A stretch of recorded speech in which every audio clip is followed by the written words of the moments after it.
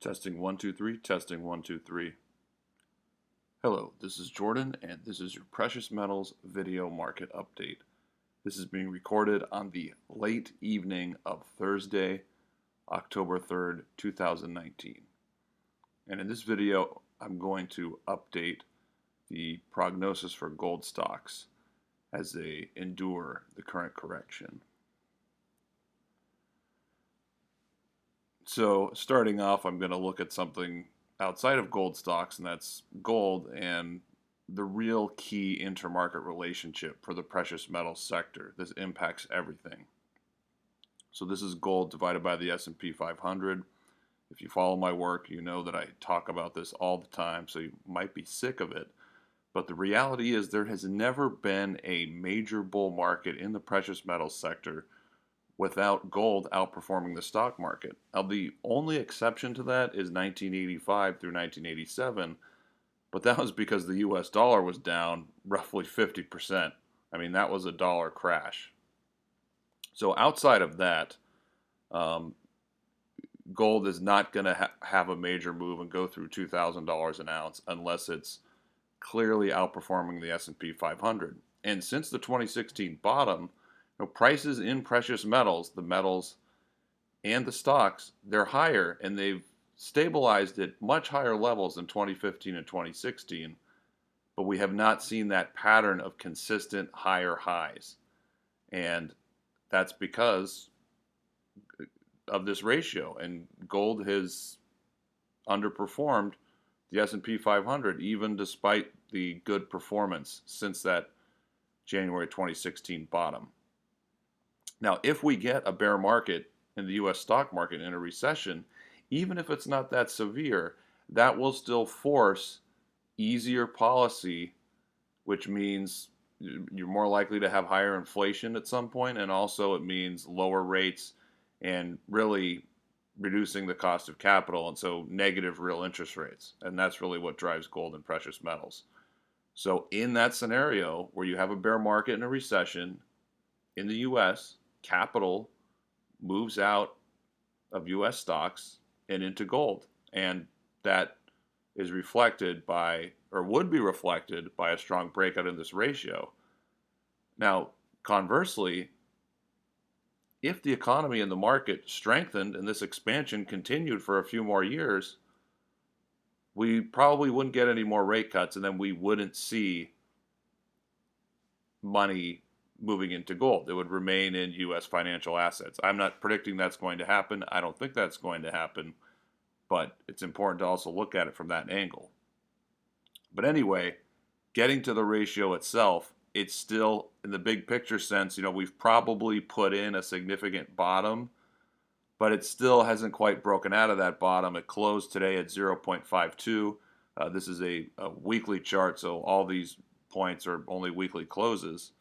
And if we can get that big move above resistance at 0.54 or 0.55, that would be very significant. Even if that, if that happens before we see the next big breakout of the gold price in GDX, that is a major catalyst telling us what's coming. So let's keep this ratio in mind, because this is going to tell us if and when gold has the ability to make that strong move back to 1800, 1900, or even higher.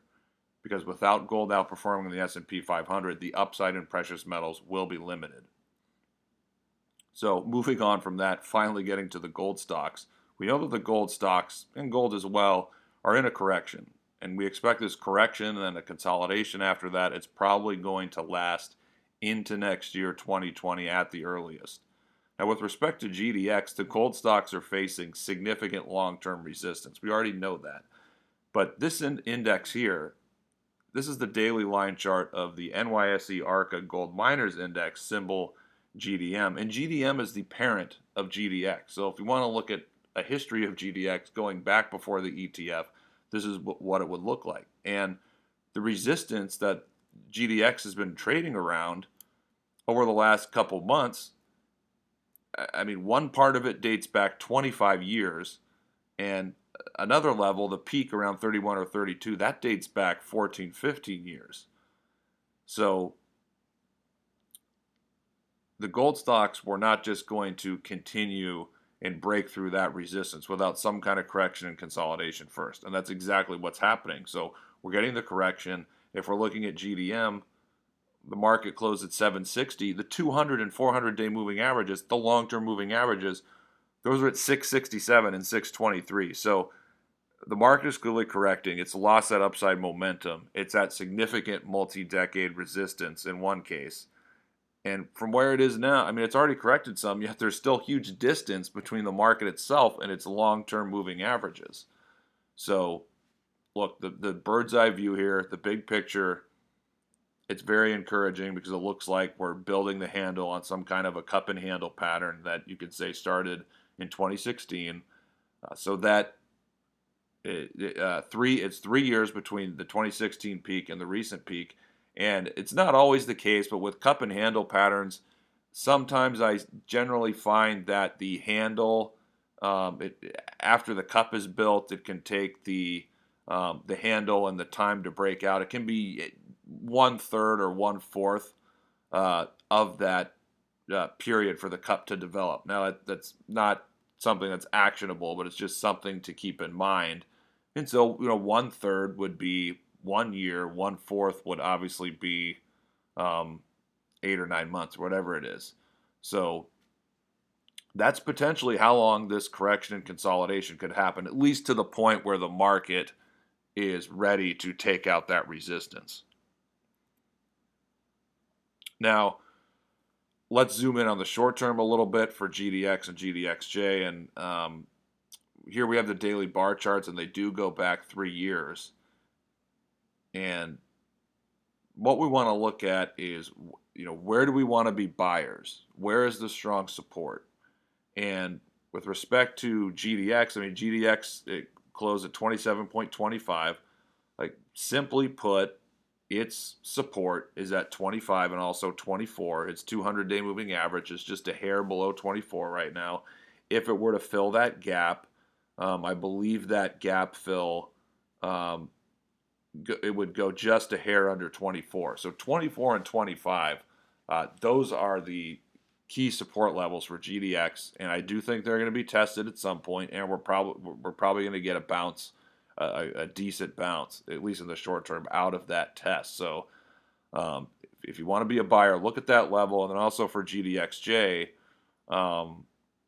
we're looking at probably 34, and then the gap is around 33.00, and if it were to fill the gap, it would go slightly below.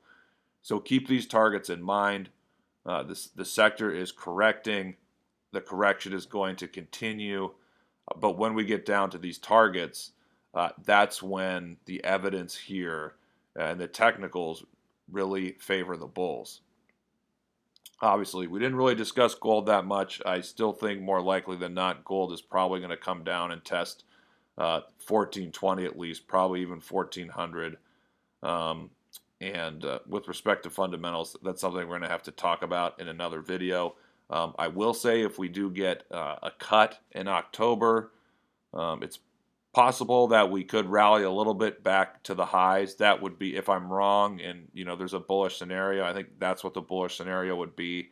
The Fed cuts and we rally a little bit back to the highs, but I don't think precious metals are going to break resistance and make new highs just on a single rate cut. I think it's going to be sometime next year, and it looks like when the Fed is committed to cutting and cutting again and cutting a third time, I think that's the fundamental catalyst that could take this market much, much higher and start that next big move in the sector that we're all waiting for.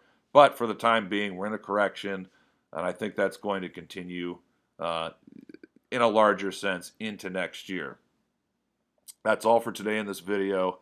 Again, you can follow all my work at thedailygold.com/premium. I post all my free articles, videos, and interviews on there. You can opt in at the top for my free newsletter, and you also get my book, which I'm going to be sending an update of that around the end of the year.